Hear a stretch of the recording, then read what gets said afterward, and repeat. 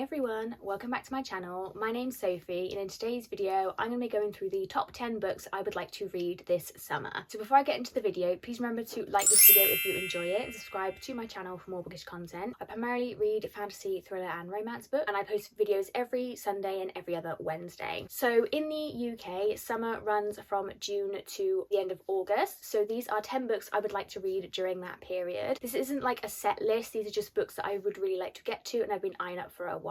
So we have got quite a bit of romance on this list, but we do have a couple of fantasy books as well, so it's not all romance. So the first book I'd like to get to is Summer Romance by Annabelle Monaghan, and to be honest with you, I kind of want to get to most of her books this summer. I also have Same Time Next Summer as well, so this is kind of like a placeholder for all of her books. A lot of her books seem to be set around summertime, so it's the perfect time to read them. I have read a Annabelle Monaghan book. I read Nora Goes Off Script and I absolutely loved that one, so I'm really excited to see what else she's got in store. I'd also like to get to Well Travelled by Jen DeLuca. This is the final book in the Ren Fair series. I've been reading this series for quite a few years now. I've only got one book left to read, so I'd really like to get this series wrapped up this year, and why not read it in the summer when the Ren Fair is actually set. I then have Love and Other Words by Christina Lauren. So I don't think I read many Christina Lauren books last year, but I really do enjoy this author duo. I'd like to get through more of their backlist, and the one that I own is Love and Other Words. I have heard this is one of their best books by a lot of people, so I'm really excited to get to this one and then carry on reading more Christina Lauren. Again, this is kind of like another one where it's kind of like a placeholder for the author as well. I then have The Graham Effect by Elle Kennedy. Now, if you watched my top 10 books I want to read this spring, this was on there and I didn't read it, and I really enjoy Elle Kennedy and I really want to read this series, so I really need to get to this one this summer. The whole series is completed. I don't really have too much Elle Kennedy left to read, so I would like to wrap up her backlist, and yeah, I know I'm going to really enjoy this series, so I don't know why I haven't been picking this one up, but I really need to get to this one this summer. I then have Meet Me at the Lake by Carly Fortune, and again, this is also probably Same Time Next Summer as well. I have 2 Carly Fortune books to read, and then I think her new one comes out or is coming out this summer. So I read 2 of her books last year, Every Summer After and One Golden Summer, and I absolutely loved both of them, so I know I really enjoy her as an author. I don't know why I haven't picked one up. I guess kind of because her books are set again over summer at the lake and things like that. I tend to gravitate to them in the summer, so I would like to read both of her books that I haven't read, so Meet Me in the Lake and Same Time Next Summer. We then have Promise Me Sunshine by Cara Bastone. This one is on here because I read Ready or Not by Cara Bastone and I gave it like a 3-star. I didn't love it, so I'm interested to see whether I actually like this author or if I just didn't like that book, because it was about like a pregnancy, which I'm not really all that interested in. So I've heard great things about this one. I'm really excited to get to this one, and again, perfect for summer. I mean, Promise Me Sunshine, it's got to be a summer book, right? So those are all the romances I'd like to get to, and then I do have some summer thrillers I'd like to get to, but the one on this list is Don't Look Back by Jo Spain. I read a Jo Spain book, I believe early this year or late last year. It was a winter thriller. I really enjoyed it, so this is on the list because it is a summer thriller. It's, I think they're on their honeymoon. It's set, I don't know exactly where it's set, but it just says like they're in paradise together, so I assume it's some sort of like tropical location. Perfect for summer. I need to get to it this summer, otherwise it's gonna have to wait until next summer, and I don't want to do that because I did enjoy the other Jo Spain book that I read, so I really like to get to this one this summer. And then we have one, I'm not sure if this is classed as like literary fiction, but we have Carrie Soto Is Back by Taylor Jenkins Reid. I have never read a Taylor Jenkins Reid novel, and I am doing a reading vlog where I'm going to read a couple of her books. This one I think would be perfect over the summer.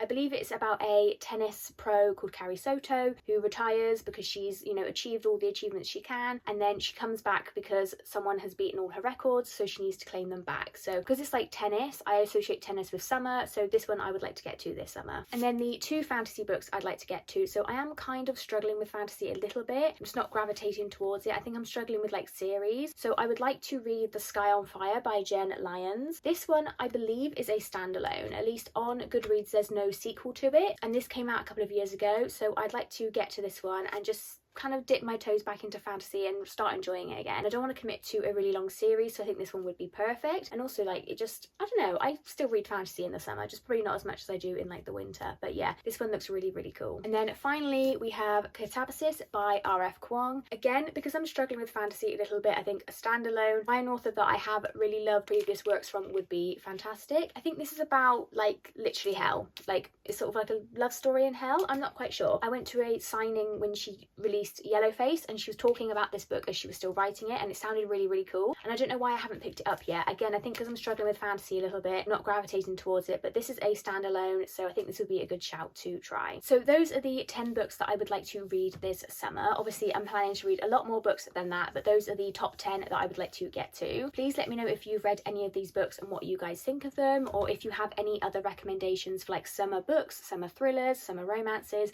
I'd love to hear them. Please don't forget to like this video if you enjoyed it, subscribe to my channel for more bookish content, and I'll see you in the next one, guys. Bye!